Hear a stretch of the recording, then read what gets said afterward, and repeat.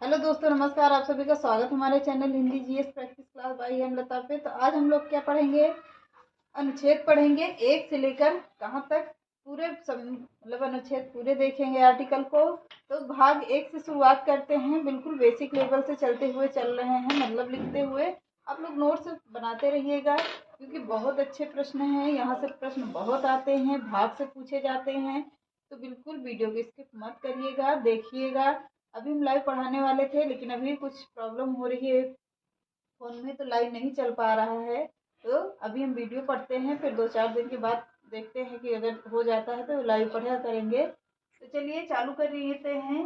भाग एक, हेडिंग डाल लीजिए संविधान का भाग एक, और हेडिंग डालिए अनुच्छेद। अनुच्छेद डालिए संघ एवं उनके राज्य क्षेत्र फल। अनुच्छेद क्या है? 1 से 4 तक है। कहाँ तक है? 1 से 4 तक है। संघ एवं उनके राज्यों का क्षेत्रफल अनुच्छेद 104 1 से 4 तक है।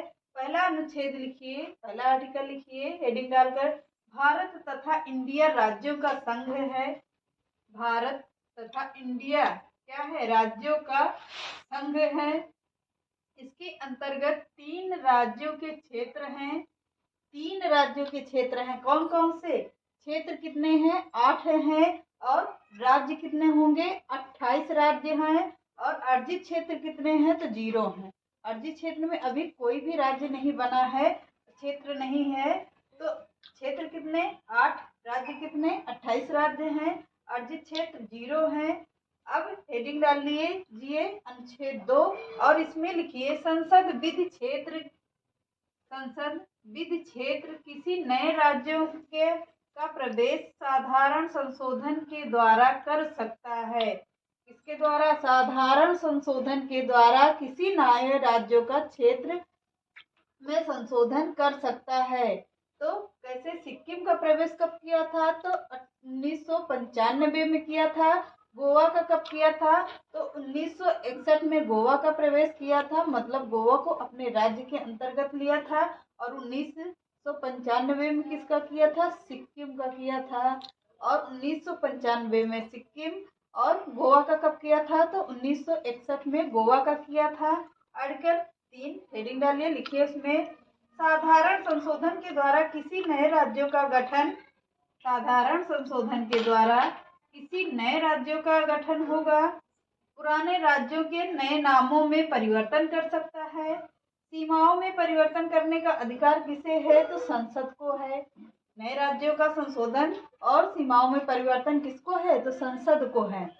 अनुच्छेद 4 लिखिए, इसमें क्या है? 2 और 4 को लागू करने की विधियां हैं। सॉरी, 2 और 3 को लागू करने की विधियां किसमें है? आर्टिकल 4 में 2 और 3 को लागू करने की विधियां हैं। संशोधन के तौर पे क्या है? तो 368 में मान्य नहीं है कि हम किसी राज्य को 2 और 3 में लागू कर सकते हैं। 2 और 3 अनुच्छेद को लागू कर सकते हैं, किसमें? 368 में नहीं है। तो साधारण संशोधन कब हुआ था? 368 संविधान संशोधन। भाग किसमें है? तो भाग 20 में है। 368 संविधान संशोधन किसमें है? भाग 20 में है। आगे देखिए, विशेष संशोधन 2/3 विशेष हो गए। और विशेष तथा राज्यों के अनुमोदन संशोधन कितने हैं? तो 2 और 3 हैं। और अनुच्छेद 1 से भाग 2 लिखिए, और उसमें लिखिए 5 से कहाँ तक? 5 से लेकर 11 तक कौन भाग 2 के अंतर्गत आते हैं? तो पहला नागरिकता, इसमें लिखते रहिएगा ऐसे ऐसे। नागरिकता संघ सूची का विषय है। क्या है? नागरिकता संघ सूची का विषय है। एकल नागरिकता कहाँ की है? मतलब एक देश की नागरिकता कहाँ के लोग ले सकते हैं? तो ब्रिटेन के लोग एक नागरिकता लेते हैं। अनुच्छेद 5 डालिए, क्या है? ऐसा प्रत्येक व्यक्ति भारत का नागरिक होगा जिसका अधिवास में है। ऐसा प्रत्येक व्यक्ति जो भारत में रहता है उसका प्रत्येक भारत का ही निवासी कहलाया जाएगा। आर्टिकल 6 डालिए, पाकिस्तान से भारत आने वाले व्यक्तियों की नागरिकता होगी। पाकिस्तान से भारत नागरिक आने वाले व्यक्तियों की नागरिकता। आर्टिकल 6 में लिखिए भारत से पाकिस्तान जाने वाले व्यक्तियों की नागरिकता क्या होती है। भारत से पाकिस्तान जाने वाले व्यक्तियों की नागरिकता आर्टिकल 8 में लिखिए क्या है, विदेश में रहने वाले व्यक्तियों की नागरिकता क्या है। आर्टिकल 8 में विदेश में रहने वाले व्यक्तियों की नागरिकता। और अनुच्छेद 9 में लिखिए किसी अन्य देश की नागरिकता लेने पर भारत की नागरिकता स्वतः ही समाप्त हो जाती है, मतलब कि अपने आप समाप्त हो जाएगी। अगर आप लोग किसी विदेश में जाकर बस जाते हैं और वहां की नागरिकता ले लेते हैं तो भारत की नागरिकता स्वतः ही समाप्त हो जाती है। आर्टिकल 10 लिखिए और इसमें क्या है, नागरिकों के अधिकारों का बना रहना। इसमें आर्टिकल 10 में है नागरिकों के अधिकारों का बना रहना। फिर से एक बार हम समझा दे रहे हैं। तो क्या है, भाग 1 में क्या है, संघ एवं उनके राज्य क्षेत्रफल अनुच्छेद 1 में है, 1 से लेकर 4 तक में है। तो अनुच्छेद 1 में लिखिए भारत तथा इंडिया राज्यों का संघ है। इसके अंतर्गत 3 राज्यों के क्षेत्र हैं। कौन कौन से क्षेत्र कितने हो गए, 8 क्षेत्र हैं। और राज्य कितने हैं, तो 28 राज्य हैं। अर्जी क्षेत्र कितने हैं, 0 हैं।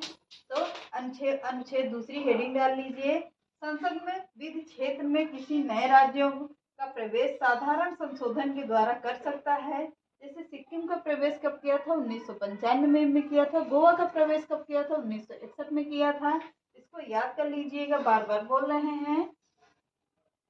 तो अनुच्छेद 3 डालिए, साधारण संशोधन के द्वारा किसी नए राज्यों का गठन पुराने राज्यों के नामों में परिवर्तन कर सकता है। सीमा राज्य में परिवर्तन करने का अधिकार किसको है, तो संसद को है। अनुच्छेद 4 डालिए, अनुच्छेद 4 में क्या कह रहा है, 2 और 3 में किया गया संशोधन और अनुच्छेद 368 में मान्य नहीं होगा। तो 368 में मान्य नहीं है। साधारण संशोधन 368 संविधान संशोधन किसमें है, तो 368 भाग 20 में है। तो 22 भाग हैं हमारे भारतीय संविधान के, 22 भाग हैं। और अनुसूचियां कितनी हैं, तो पहले 8 थी, अब 12 अनुसूचियां हैं। अब इसमें लिख लीजिए विशेष संशोधन 2/3 विशेष होगा, विशेष तथा राज्यों के अनुमोदन में संशोधन 2 और 3। भाग 2 लिखिए, अनुच्छेद कितने आएंगे, भाग 2 में 5 से लेकर 11 तक क्या होते हैं, भाग 2 के अंतर्गत आते हैं। तो 11 को हम लोग बढ़िया से पढ़ेंगे। नागरिकता क्या है, संघ सूची का विषय है। एकल नागरिकता कहाँ की है, तो ब्रिटेन की एकल नागरिकता है।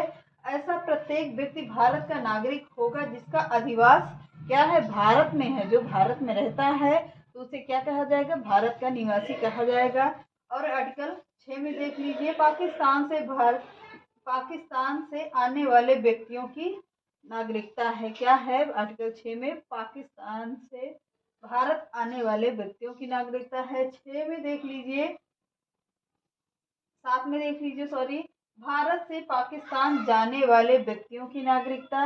और 8 में देखिए विदेश में रहने वाले व्यक्तियों की नागरिकता।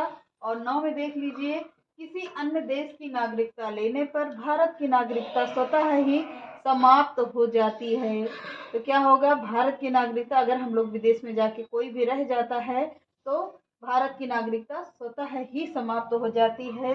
अनुच्छेद 10 लिख लीजिए, नागरिकों के अधिकारों का बना रहना। क्या है, कह रहा है, तो नागरिकों को अपने अधिकार का बना रहना। आर्टिकल किसमें है, तो आर्टिकल 10 में है। तो चलिए आज के सेशन को यहीं पे रखते हैं। अनुच्छेद 11 हेडिंग डाल लीजिए। इसमें बड़ा चैप्टर है तो कल से हम लोग विस्तार पूर्वक पढ़ेंगे। तो आज के सेशन को यहीं पर रखते हैं। नमस्कार।